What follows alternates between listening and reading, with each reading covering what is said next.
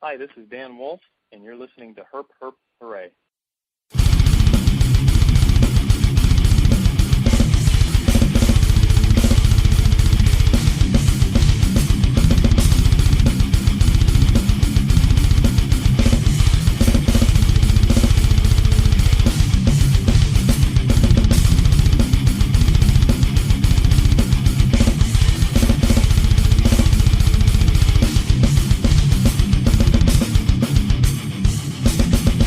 It says here we should work in teams. I tend to think of myself as a one-man wolf pack. You're about to enter Information Overload, a worldwide transmission with Herp Herp Hooray's featured Breeder of the Week. Here's your host, Jason Rossi. All right, we're back with another information-packed show for you. You're listening to H3. I'm your host, Jason Rossi, where we bring you the reptile industry leaders. And I'm pleased to announce this week's special guest, Dan Wolf from Dan Wolf's Herpticulture, DWHerp.com. Dan, welcome to Herp Herp Hooray. Hi, Jason. Thanks for having me. No problem, man. You have a ton of cool projects that we want to delve into, so I hope you're ready. I think I am. Where do you want to start? Let's start with that Rio project. Why don't you give our listeners a little background on that? Okay. The Rio, the gene came into my collection in the late 90s. Actually, it's the same group of animals that I ended up pulling the Black Lace and the Nova genes out of as well.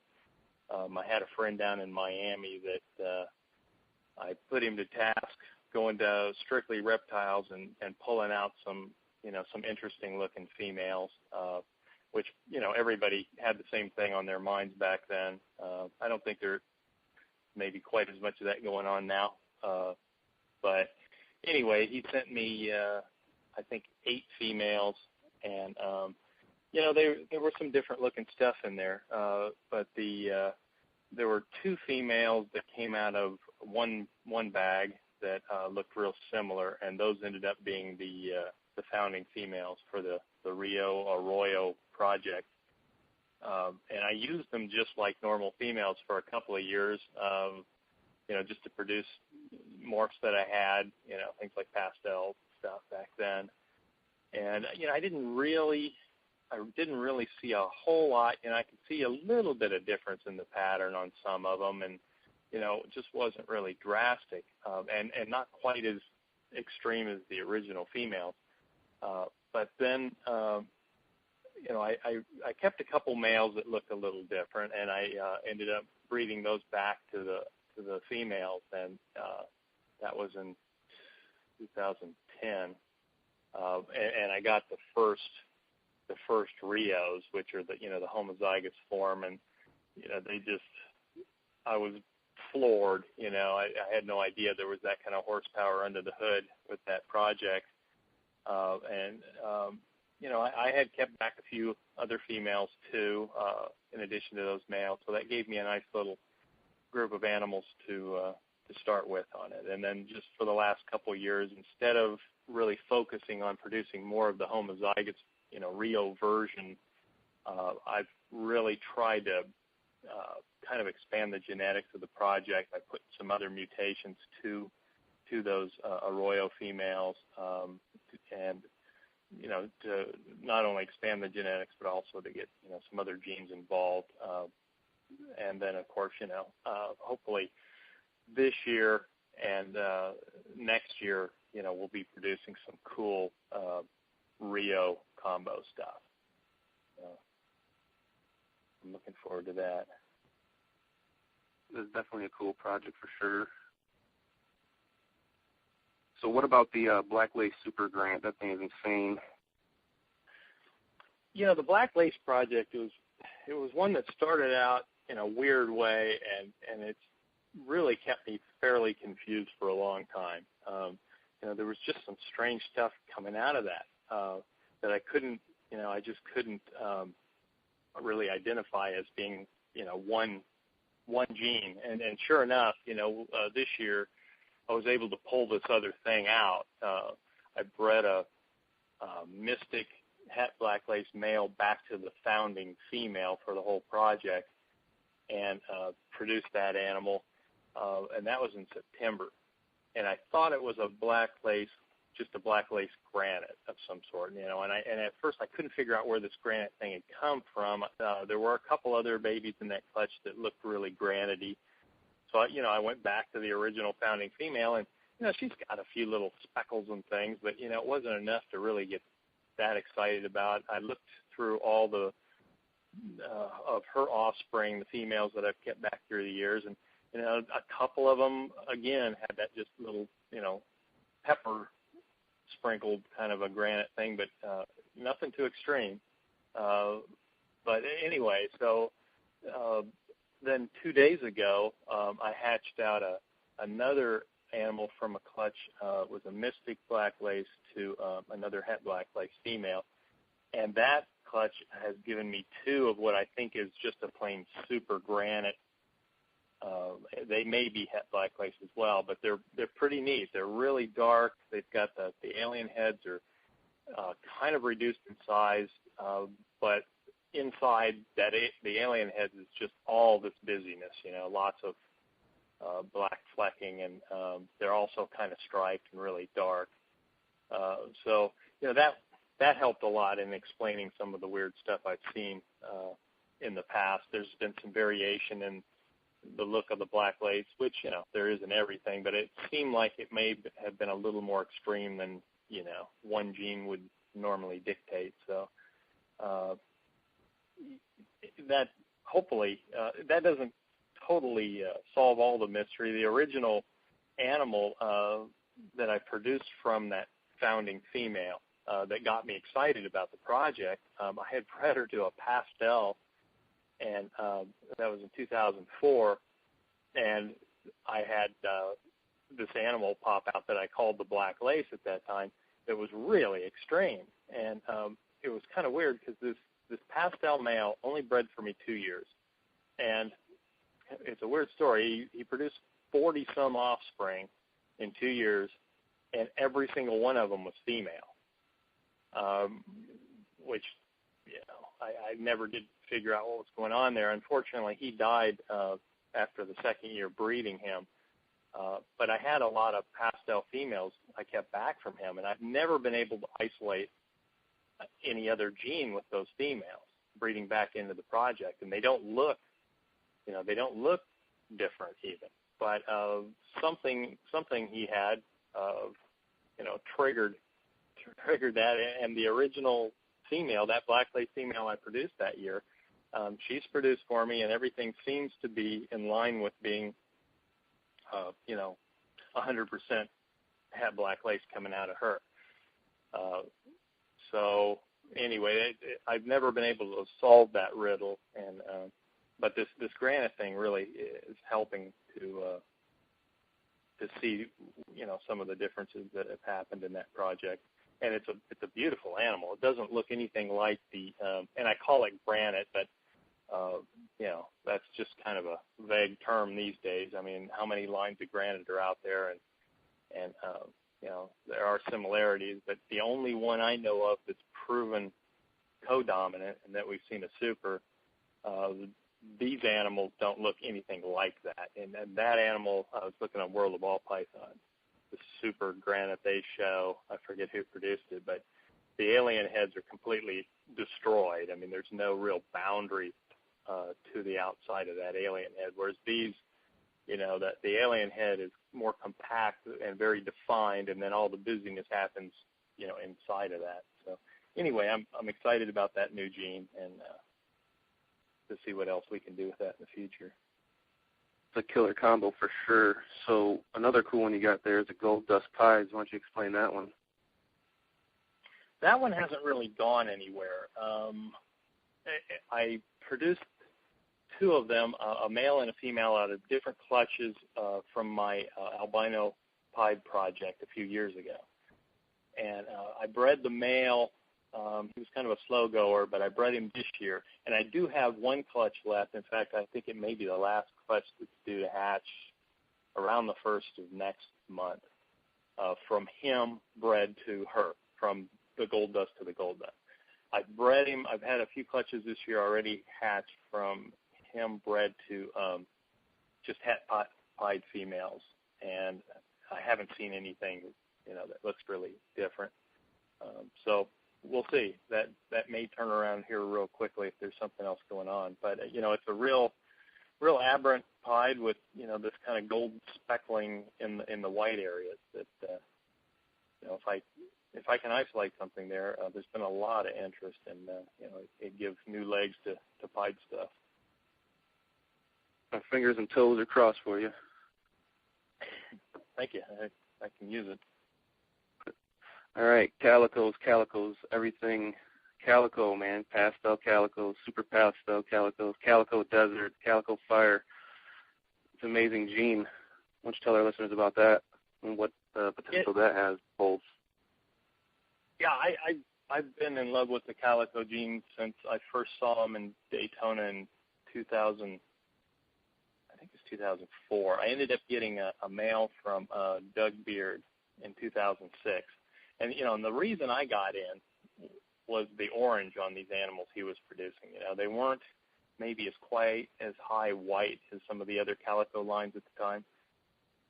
But anyway, I got an animal in 2006 that was, I think it was a 2005 or 2004 male, and started breeding him pretty much right out of the box. And, everything that has come from that project over the years, I've really enjoyed the combos. And, it, to some degree, it kind of has dictated what I get into, other new genes, just because I have, quite a few calico and combination calico females. And, if there's something new I see that makes a killer calico, I got to get in. Like this year, I got in hard on the Orange Dream project. I've got a blackhead male, and the calicos with both of those have been hot. So, that's something I'm looking forward to. But, the oranges just really pop, especially with the pastel stuff. And, when you've got that crazy pattern, and it's unique, it's not like there's so many of the different morphs that kind of have the same components as far as, what they do to the pattern. And the calico's just kind of often left field, as far as what it can do. And I've always been a color junkie. I love the intense oranges and yellows and high contrast too. So this year I ended up producing some spot nose calicos. Really like that combination. That was new for us, and let's see, what else do we do? Took a pastel lesser inchy male to some calico and pastel calicos, and some of those animals are just off the hook, just really neat. And a lot of that stuff I haven't really done much as far as photographing them. We're now starting to slow down just a little bit, and I'm hoping to spend a lot of time over the next couple months taking photos and doing some videos, maybe even putting out a newsletter or two. But to be honest with you, a lot of that stuff I haven't even had time to, just sit there and compare and contrast. I like to go out in the room and just, really look at these animals. One of my employees yesterday figured out that, one of these animals I had labeled as a 2-gene animal is in fact a 3-gene animal. And as soon as she pulled it out and said, I think it's got inchy in there too, I was able to see it, and, but it's just because it's been crazy and I haven't had time to really just, get anal with it. But, Montana winters are good for that kind of stuff. Can't really do much shipping after the next month or so. Well, you get to hold on to them. Snakes. Well, you get to hold on to them and grow, so something may be more obvious. Well, things change so much, and from the time they hatch to a couple months of age. That's the other reason I don't get too excited. Like right out of the egg, it's difficult sometimes. I mean, there's so much of a color shift, and plus, you're looking at that pre-shed glossy stuff, and you can't really see what's underneath very well.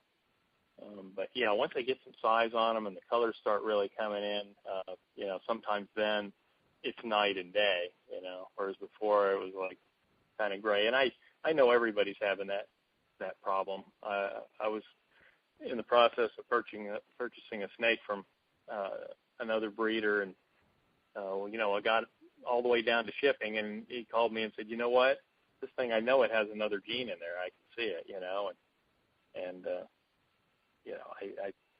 I understand that kind of thing. It gets tough. Well, why don't you break down how you set up your eggs for incubation, your medium temperatures, stuff, thing like that nature? My incubators are, I got them from a guy locally who was the manager of the local Target store, and they were getting rid of all their big double door coolers, that they put the milk and the pop and stuff in. And so I ended up with 4 of those, and they're awesome.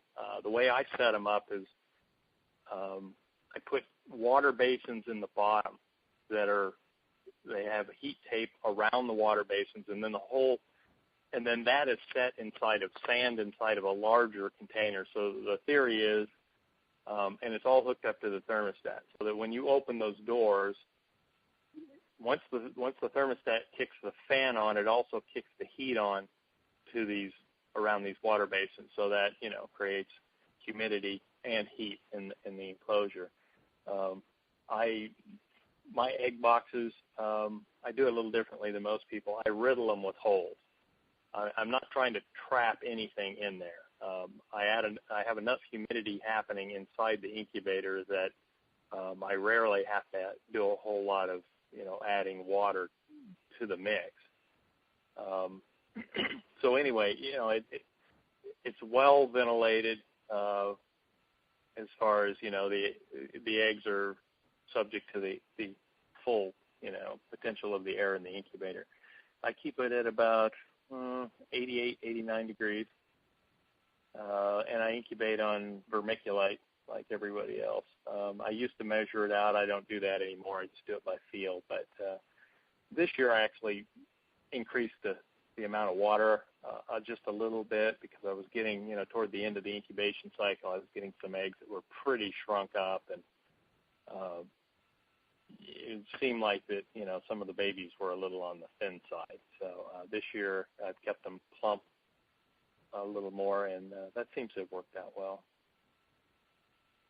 Yeah, that was one of our problems last year. It seemed like they got dehydrated and they were deflating faster.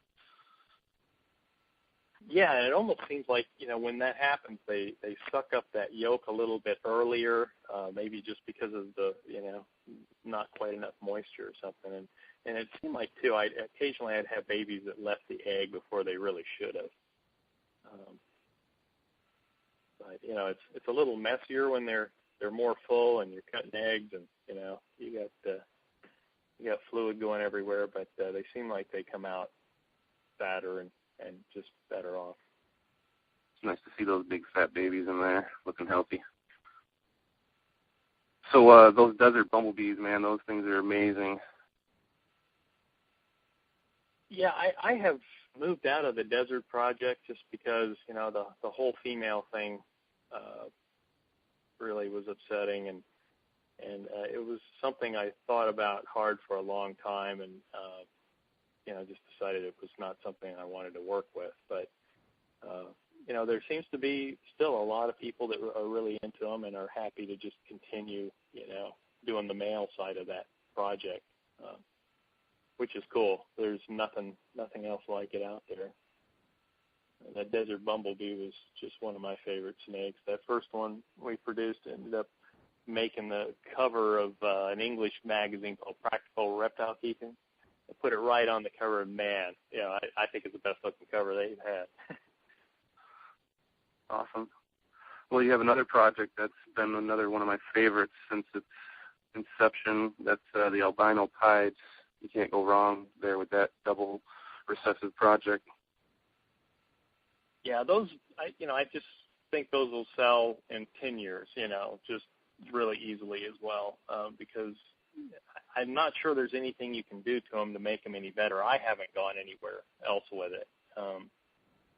I just want to produce more of them, and being the double recessive, they're they're pretty tricky to do, and I don't see that there's a glut of them yet. That's for sure. And like all albinos, they tend to fade a little bit with age, some more than others, but they're still way more colorful than your average albino. As an adult, I've got an albino pied male I kept back that is, he's almost as bright as he was as a hatchling. Got that nice bright. I like working with animals that. What's that? He's got that nice bright orange to him. Yeah, he does, and really clean white. I'm big on having animals that look good as adults too. I figure I may be working with that animal for 20 years, and it's nice to have good-looking snakes when you're cleaning and on your snake room. Well, speaking of a gene that gets better with age, it looks like, I could be wrong, but that trick project there with the darks and the yellows and how crisp everything looks, do they look better with age? I've got 2 adults. Well, the female's only about 900 grams.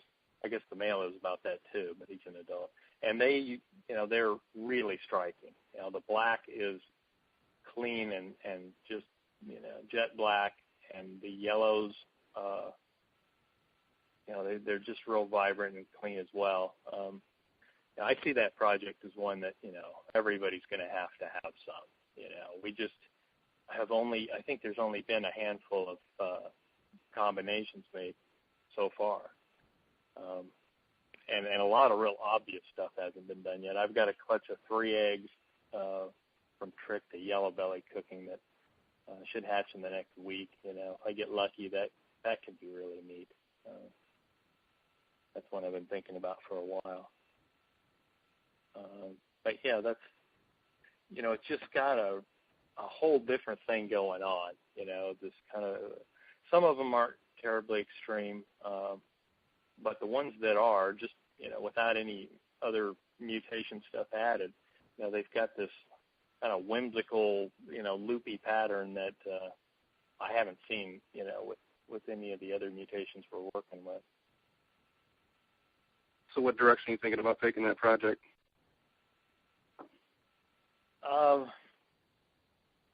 I'd like to put it into everything that it hasn't been, that's in, that I have in my collection. I saw the calico trick at Tinley last month, and that was pretty neat. When it first hatched, the colors really hadn't developed, and I wasn't as impressed, but in person it was a really nice animal. And let's see. I'm going to take it into, I think I'm going to probably do the Mystic next year. What else? The Yellow Belly for sure, depending on what hatches. But I don't have any adult leopard females, but I know that's got to be done. Same with the spot nose. That has to happen. I think I'll probably try to get it into the Black Lace project this next year. And then I've also got a couple granite females that are slated for him this next year. So the future's bright over there at Dan Wolf Herpetoculture with the Trick project. I like to think so. This little guy, he bred for me this year, and, he was less than a year old.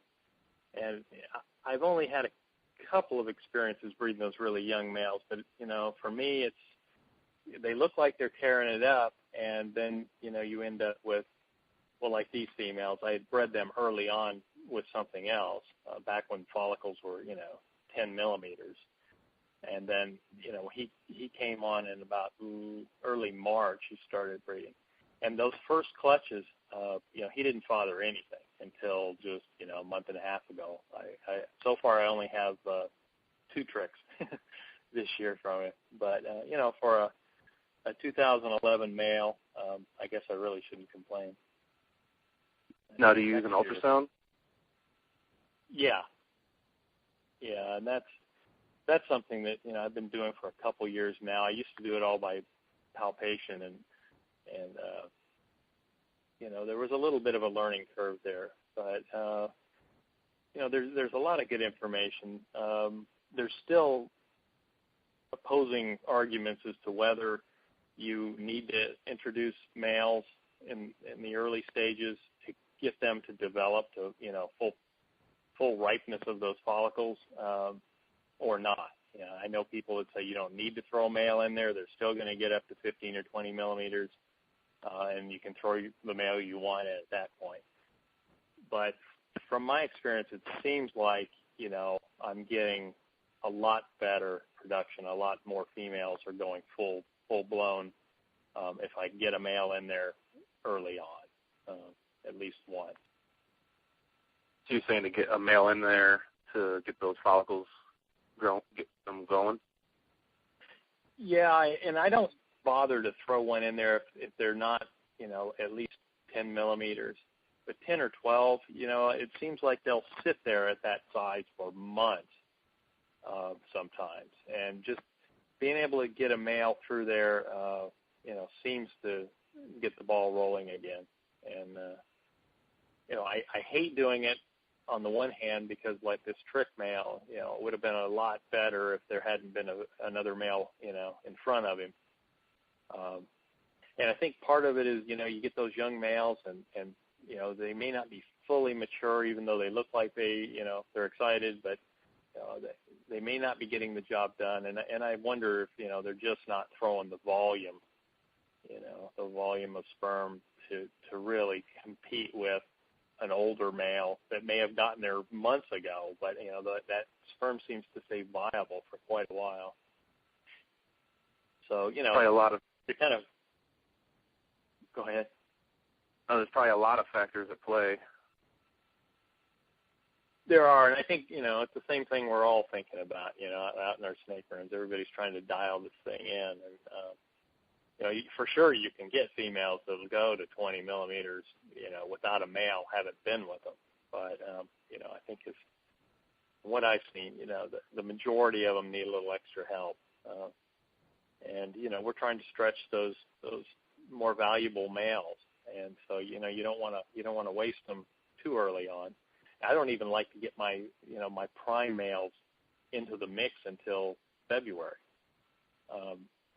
I try to get some of the older news males, the stuff that was hot a couple of years ago, and just to get everything kind of prime, and then put in what I want. And of course that doesn't work with the recessive projects where you don't want to take that kind of a chance, not knowing what you produce.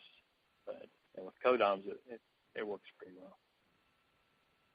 I was watching your video and I saw you added the red stripe project. Is that a little boy or girl?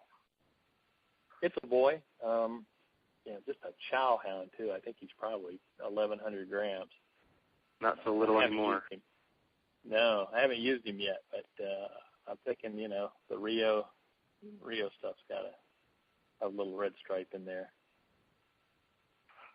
Or even the lace, even. Even the what? I'm sorry. Maybe even the black lace. Yeah.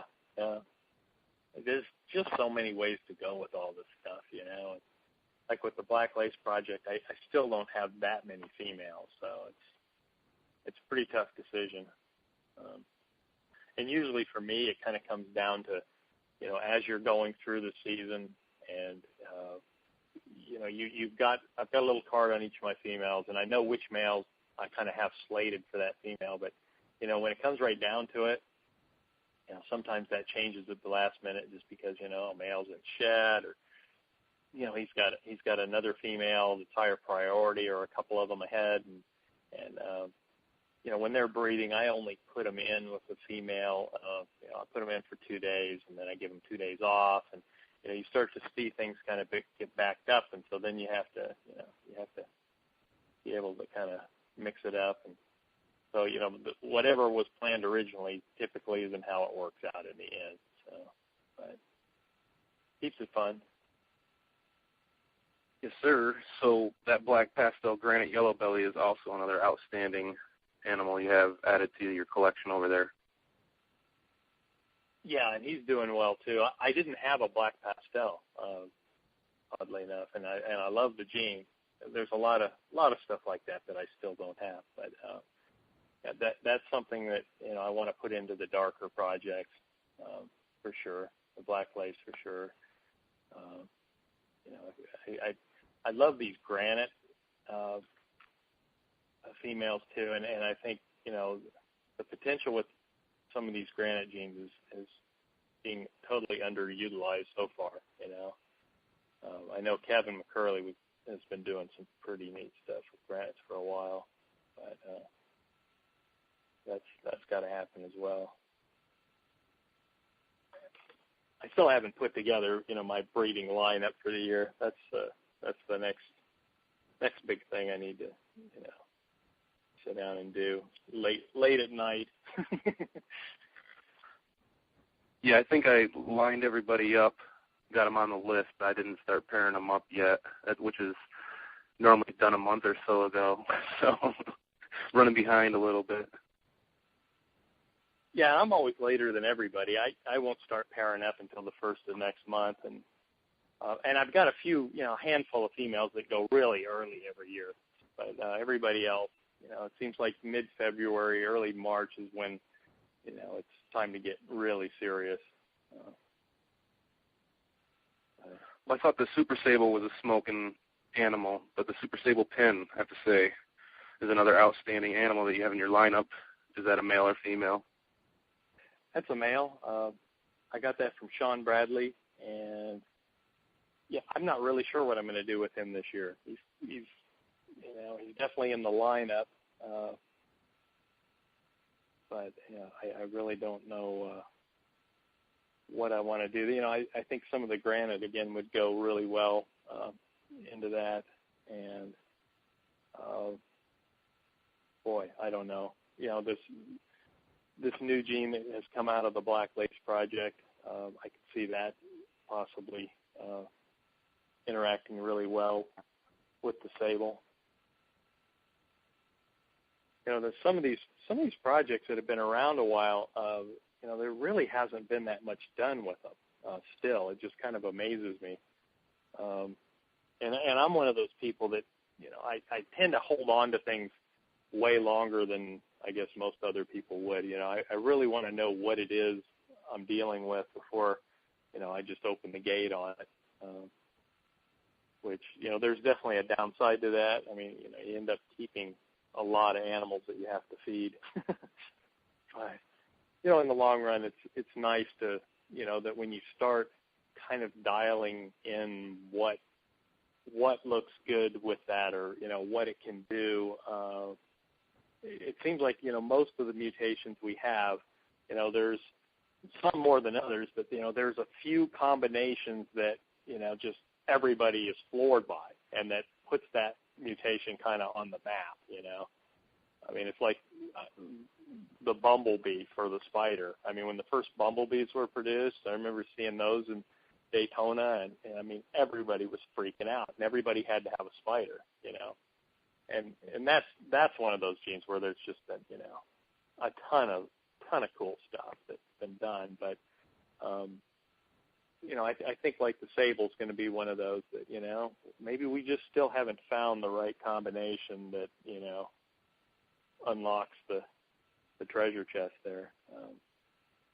These newer ones I'm working with, the Nova, the Black Lace, the Rio, this is the first year I've really let anything go out of any of those projects, and I've been working them for a little while, and not in a big way, just at a pace that made sense, and trying to figure it out, kind of a thing. And the only thing up until this year I've sold out of any of those projects was one Arroyo male 2 years ago to somebody who contacted me and just hit me at the right time. But it's you've just got to be able to set up to kind of sit on that stuff until you can figure it out too. And I feel like I'm fortunate in that regard right now. But it's time to bring it to market. Well, that was my next topic, the Nova ball python. Why don't you give our listeners a little background on that? Well, that was one of the females that I got in the late '90s that I really didn't do a whole lot with. The original female had some interesting blushing and was at the same time kind of a darker animal. The Nova is kind of strange that way. It has more extensive blushing, but the blushing is kind of darker. It's like the Nova pastels are a darker pastel.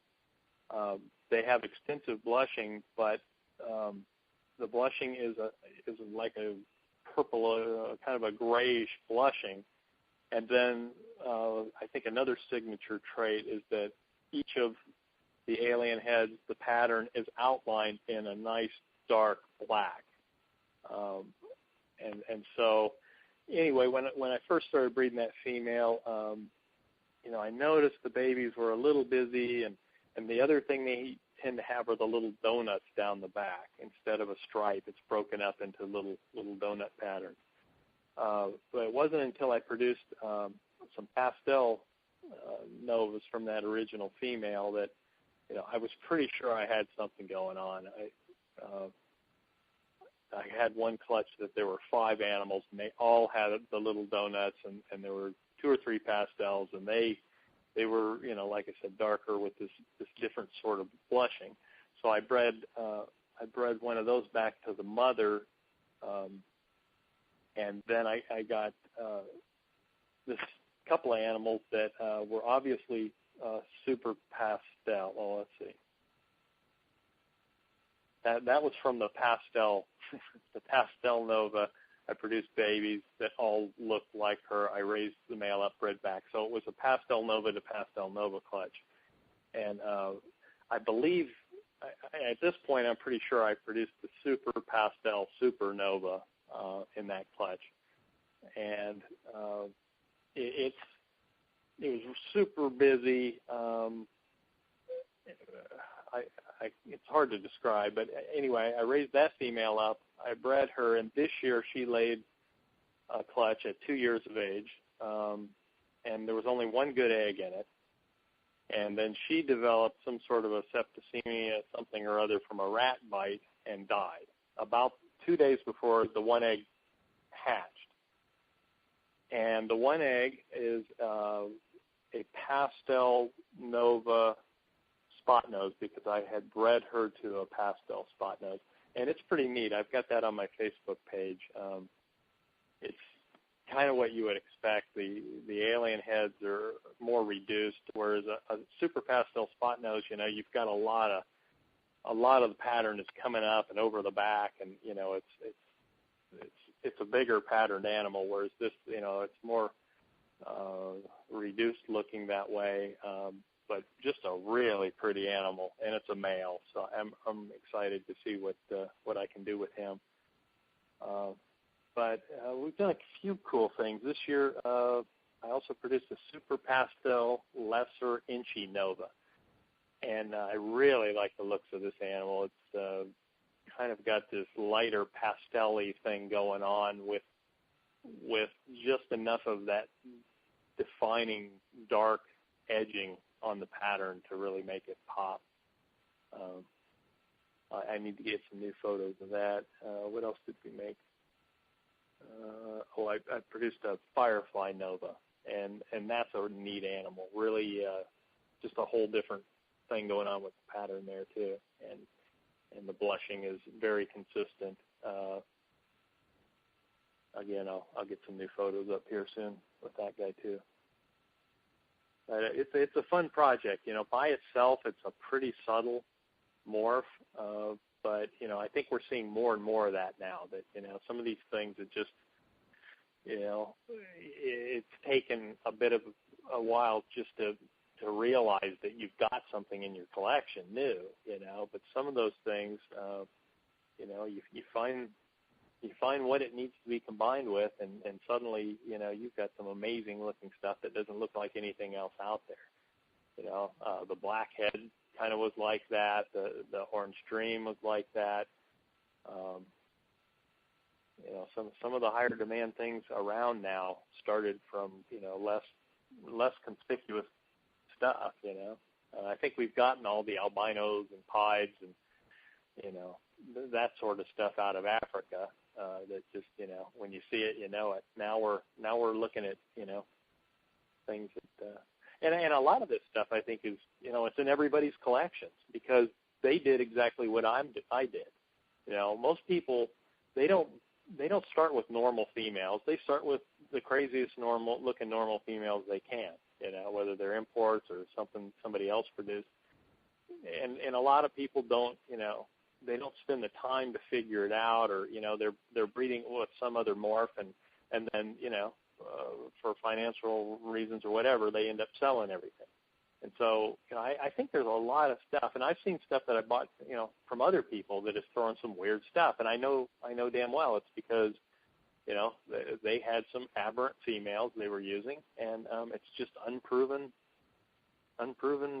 genetics out there, which I just love that stuff. It's what keeps me up at night.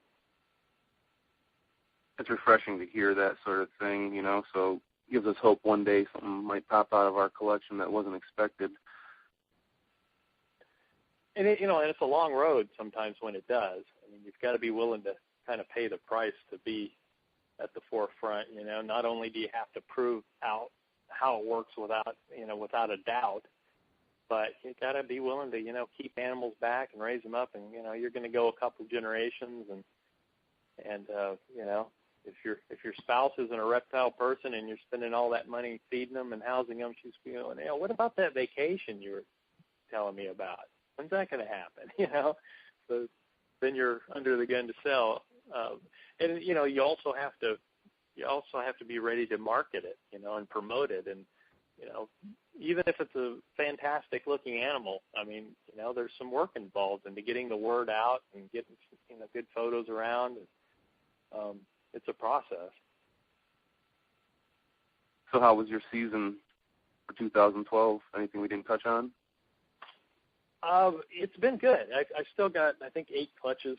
They're all going to hatch here in the next 2 or 3 weeks. But I've been very happy. I've gotten some males put on the shelf that, I wanted. Yesterday and today I hatched 2 Arroyo firefly males. And I produced the firefly and the fire Arroyo last year. It was last year. And, they're really neat, but they were female, which, it's just it's a longer road, and, you're not putting those genes into as many other animals that way. So it was nice to get those males. I'm really excited that I've got those on the shelf. And, business is good. I can't complain. So what's the next gene you're going to be adding over there at Dan Wolf Herpculture? Well, I added a couple cool ones this year. I talked John Woolard out of the only Orange Dream. Oh, let me do it. Sorry again. The only blackhead dream bee that's been made, which is really cool. And as far as I know, the orange dream spider, the dream. I'm sorry. Start that again. As far as I know, the blackhead orange dream hasn't been made either. So that's neat. I also got a new gene from Ben Rennick that he hasn't even named yet. That I'm really excited to be working in that with him. What else did we get? We got some stuff through Brant Rustich, some import stuff that he picked through, some really cool, unproven things that look really good. I'll be getting some photos of those up here soon too. And there's always stuff that's that I'd like to work with, but any of us is only so big. So are you able to get out and vend any shows? I've never done that. I planned on doing that last year for Tinley, and my production was late, and I could tell it wasn't going to line up well. this year we're constructing a new facility down in Southern Oregon, and it's just been crazy. It's all I can do just to keep up with, what's going on down there and the business here. So I've liked being able to sell everything over the internet. I don't like the thought of dragging animals to shows and possible disease transmission and basically the stress that it would cause me. But with a lot of the cool new stuff we have, I realize I need to get it. I need to get it to where people can see it in person. But I love going to the shows and seeing what everybody else has. It's a good time, good way to meet people in person that you've only talked to on the phone or emailed for years, and we always have a really good time. I make the Tinley show every year, and I haven't made Daytona the last couple of years, but I'm going to try to get to that maybe this next year too. Well, your YouTube videos are the next best thing. What is your YouTube channel for our listeners out there? Hopefully it's dwherp.com. I haven't put a YouTube video up since like January or February, but that's on the slate here in the next month or so when things slow down and these babies have a little size on them. I will drag the camera out. It's either under Dan Wolf or Dan Wolf Herpetoculture, dwherp.com. I don't remember how they do that. Yeah, I remember your one video. I laughed my ass off. You're like, holy shit. One snake just pooped all over your shirt. I had to show the wife that last night. She got a kick out of it. That's great. The blooper, yeah. Well, the funniest part of the whole thing is that, one of my employees who cleans snake shit for a living, right? But certain things hit her just wrong. And watching it pee on me and then defecated right there on the table, she started kind of dry heaving in the background. It was hilarious. Yeah. But yeah, that one was called Snake Room Blooper. I think if you search that on YouTube, it will come up. That's a funny one for sure, man. So what's your take on the war on pet owners? I'm pretty sure you're aware of the current climate for us, and other pet owners don't know it yet, but it'll shortly trickle down to them as well. Well, it's unfortunate that it's all fear and ignorance of a small group of people that is behind it. You've got your PETA types that are throwing money at politicians and trying to move things toward a place where pet ownership becomes a thing of the past, not just with reptiles. I mean, they have a much larger agenda than that. It was like the Burmese python thing in the Everglades. I mean, they got in there and, they were able to work with certain people in the government to put out some numbers that weren't true. I remember when the guys, the python hunters down there, Graziani and those guys were down looking for them in the Everglades. And, these are snake guys looking for the berms. And, they found some, but they weren't finding a lot. And, they asked the Fish and Game, I think it was them, or somebody asked them, it was like, how did you come up with 150,000 Burmese pythons down in the Everglades? We're not seeing that many. And they said, well, they're very elusive. Well, that still doesn't, give you any idea where they come up with that number. If they're that elusive, are they finding them? And how are they finding them? If these snake guys aren't. I mean, they pulled that number out of, some dark orifice. I mean, it was totally, politics. And, the more we can bring real information to the masses, and, I urge all of us that are into this as a hobby or a business, whatever, to, especially with kids, get into the schools, take your animals. They love it. And it's, it will benefit our cause in the future. We need to get rid of the ignorance. I mean, I think we all kind of have a genetic predisposition to being afraid of snakes. And, the only thing that can combat that is real education. I mean, you don't need to be afraid of everything that, has the shape of a snake. And, the news channels, the media, they're going to distort this thing any way they can just to bring readership, viewership numbers up to where they want them. A real good example of that is back in the middle of the Everglades thing when it was at its height. I don't know if you saw it, but there was a news story about a big Burmese python being pulled out of a culvert, 100 feet from a preschool, and it made huge headlines. They show the guy pulling it out, and what happened a couple days later never made the news, and that was that the person that sold that snake to the guy who was pulling it out of the culvert came forward and said, I sold him that Burmese python, and could prove it. And I think he was charged with something. But you think the media went back in there to say, look, that was a hoax, put on, probably funded by, one of your favorite animal organizations, just to bring more fear into this picture? No, they never readdressed it. And it's just sad, and you're not going to see that. The media loves those fear-based stories. If it's a shark attack or a snake attack or whatever, they're not going to tell you that how many millions of people are in the surf every year, and what do you get, 2 or 3 shark attacks a year? I mean, it's still these sharks are not living off surfers, But well, that was a good anyway. answer, Dan. That was definitely a excellent answer. So is there anything else you'd like to add before we conclude this episode of Her Per Parade? I just think you're doing a great job, and I appreciate the fact that you're putting some good information out there, and that we can all enjoy and further our own little operations breeding these animals. And thanks for having me. Awesome, man. That's what it's about, trying to educate the uneducated and open up some minds, and to have them realize it's really not as bad as TV says it is.